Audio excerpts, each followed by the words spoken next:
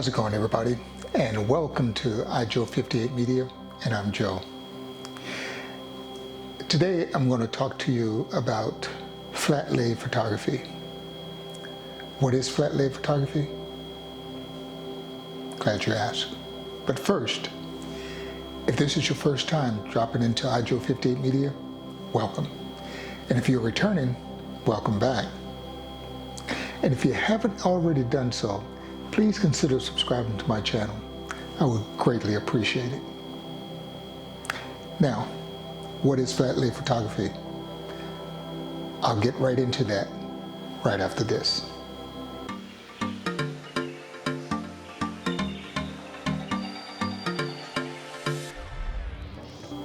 So, flat lay photography is nothing more than taking a picture of a product or things from above. So you simply lay the items down that you want to take a picture of, and from the top looking down, you just take a picture of it. Now, there's no right or wrong way to do this.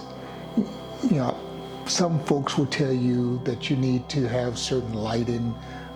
Some would say you have to have certain distance between the objects. No. You take the picture the way you want and however it pleases you. That's all it is to it. Now, I went through about a 2-3 minute session where I took a photo of flat lay photography, and I'll show that to you right now. So my attempt here is to do a flat lay photography. Try to put together one shot at least. So I have my products here that I'm going to use, and I'm not sure if it's going to come out right because I can't get my camera far enough away from the tabletop. So what is flat lay photography? Well, flat lay photography is nothing more than laying items flat and taking a picture of them from above. Now, flat lay photography is used for different purposes, but the purpose that I'm using it for is just to create a beautiful shot. So what I'm going to do is my main object would be this book, and the reason I'm using this book is because it's a book that I created.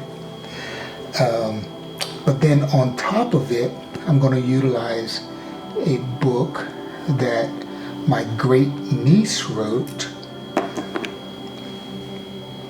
and I'll put it like that.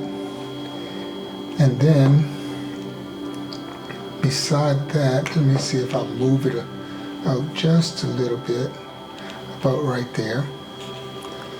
And then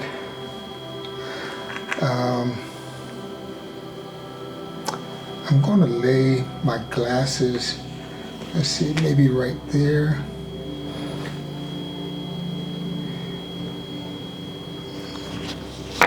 Put something else there just to close up that little gap.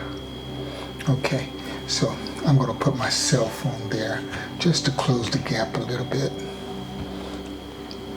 I'm going to turn it this way because I have a QR code there that maybe that'll get in the shot. Okay, so that's what I'm going to be looking at. Now, at this point, I can take a snapshot of it. I don't know if I can, let's see, take a snapshot of it. It allowed me to take a snapshot of it, but the camera was off. Let's try that again. Yeah, and it did work. Okay, now how does that look? That's okay. Now, I have another one that I've already completed, so let me show that one to you as well.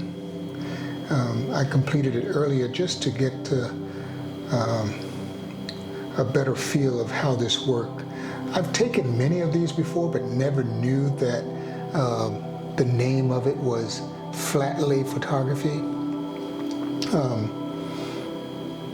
And I'm pretty sure you've probably done the same thing, but for whatever reason I did some research and came up with a product, and it already had a name, flat lay photography. Who would have guessed?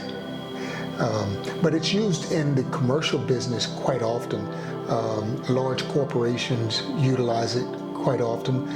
Food photographers use it quite often. So it's been around. It's just not something that I'm used to utilizing. So there you have it, flat lay photography. I hope this was educational, and I'm hoping that you got something out of it. I learned something along the way, and I think I'll try it again. I'll bring some more of these things together and see how it turns out. So, hey, thanks for dropping in. Appreciate your support. And if you haven't already done so, please consider subscribing to my channel. This is iJoe58 Media, and I'm Joe. Thank you much. See you later.